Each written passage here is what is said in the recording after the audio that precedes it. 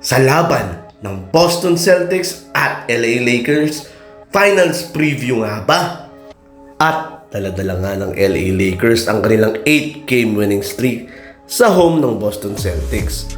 Ngunit subalit tatapwat, tinalo ng Celtics ang Lakers sa score na 111-101. Pinangunahan ni Jason Tatum at Jaylen Brown ang Boston Celtics, scoring 40 points and 31 points respectively. Habang sa LA Lakers, nangunguna si Luka sa scoring 34 points at si LeBron naman ay may 22 points. Dito, bumida ang Celtics sa kanilang depensa at grabe ang hero nila ngayon na si Al Horford. Ang veterano, grabe ang depensa, nakakasakal nga.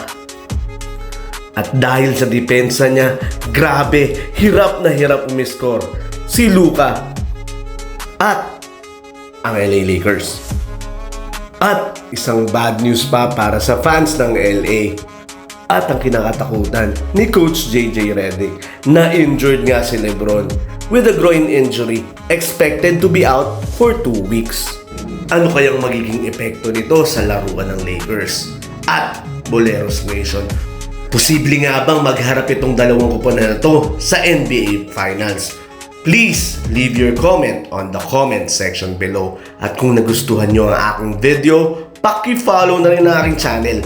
Maraming salamat.